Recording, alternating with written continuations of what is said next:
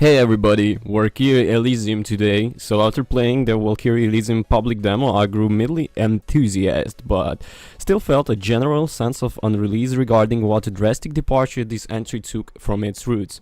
It doesn't remote come off as being part of the same franchise, and I was concerned over whenever this shakeup in identity would work to its determined. However, after full playing through the game, my fears became unfolded because Valkyrie Elysium has managed to stand out on its own being a stellar and fulfilling action experience. Throughout this title, players control Valkyrie, a tool of intervention made by Odin to bring salvation to the world. It's a simple premise that never becomes intricate or elaborate as narrative progresses.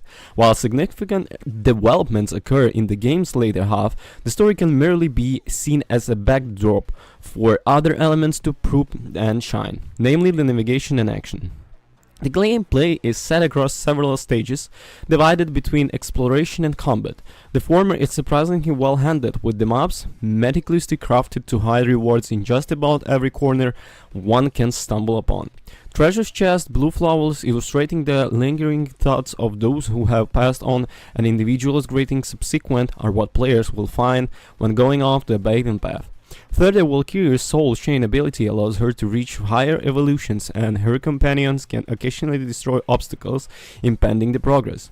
None of these elements are presented in ways to propagate complex problem solving. Still, they offer consistent feelers to alleviate the potential tritium constant battle won't provide. However, battling never grew tiresome. On her quest, Valkyrie gradually gains the aid of numerous engineers, protein souls completed to join her mission. They provide passive damage output when manually summoned, while also coating Valkyrie's weapon in a specific element. The Aged Half's combat efficiency is engaged, and more than are utilized, and personal side quests involving their years and backstories grant additional gameplay benefits. Further memories of the past are unlocked and viewed in the main menu, serving to establish deep dives into the places to the former world. Thanks to these avenues' characterization and interaction, the Agile truly felt unique from the other ways other than solely being elemental outlets. While more time could have been put into their bonding, the relationship came to feel genuine. This even coverage amongst each other while you explore stages with some endearing outcomes. Going back to the gameplay, I was genuinely surprised by the weapon variety, with each feeling distinctive from the other due to individualized handling and proficiency percentages. The late provides enough initiative to occasionally switch up with a weapon choice, and a half dozen qualities quite welcome. Valkyrie's movements are rapid and abdominally responsive, but some attacks require time dedication to perform fully. So there is a sense of risk versus award if dire states arise.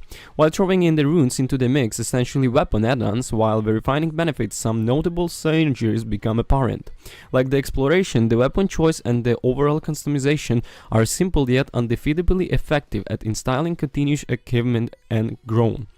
The skill tree and the quest also have a few shakeups to the gameplay system, with the latter word pursing at every opponent possible future. Further, also regarding quests, speaking for the Engar will open up new ones as well, which I appreciated as their conversation granted practical benefits and not just fluff.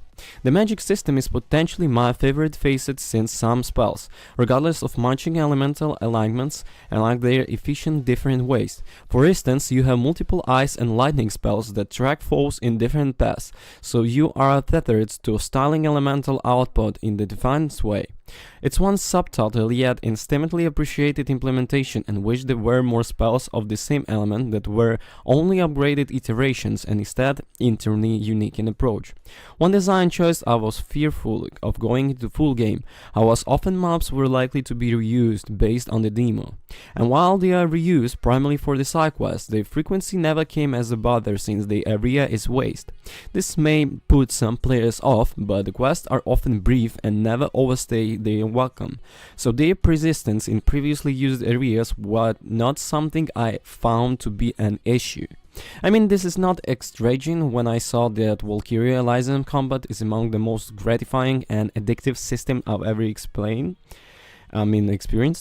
However, if I have one major critic, it's the camera. I deal with a few instances of minor camera obstruction while playing the demo, but the umbrella issue was pronounced tenfold here. Corners, narrows, the hallways, and the other enclosed spaces contain frustrating angle oddities. As the result, Valkyrie model will often just end out focus, with enemies unfairly gaining the upper hand. I honestly sometimes dreaded battling in specific environments because of the camera. Regrettably, there is a lack of proper lip syncing with the English dub. The voice cast is excellent as their deliveries are solid and fitting for the context and characters. Still, we reach a point with modern gaming where the lip syncing is usually perceived as the default feature, so its lack of place here is jarring at several points. Moreover, of the half critique, the soundtrack is atmospheric and mesmerizing, perfectly compelling and dreadly a naturalistic state of the environment you visit. Unfortunately, the number of the track is noticeably low, at the least while in stages. Additional combat and explorative songs would be nice for variety's sake. Another part of the experience where variety is lacking on the enemies through only physical and not only gameplay wise. To elaborate, a few select enemy models in the game and through their elemental entities differ. The appearance only slightly vary. Amid the combat, it likely would peeve you much. It's just that in the side I found all questionable. Lastly, this pretty minor, but I still worth mentioning. The performance on PlayStation 5 was smoothly on my end, save for when I was used the Meteor Swarm's well strongest variation, and its initiated slowdown was strongly noticeable for the some seasons and sequence which I was created.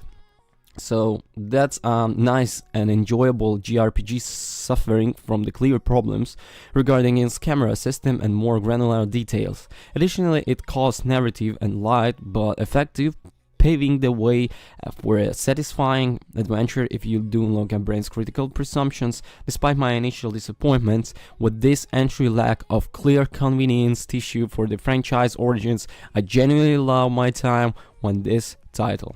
I hope that gameplay elements are used as a basis and improved for upon future installments. Thank you for watching. Don't forget to comment and subscribe. Bye.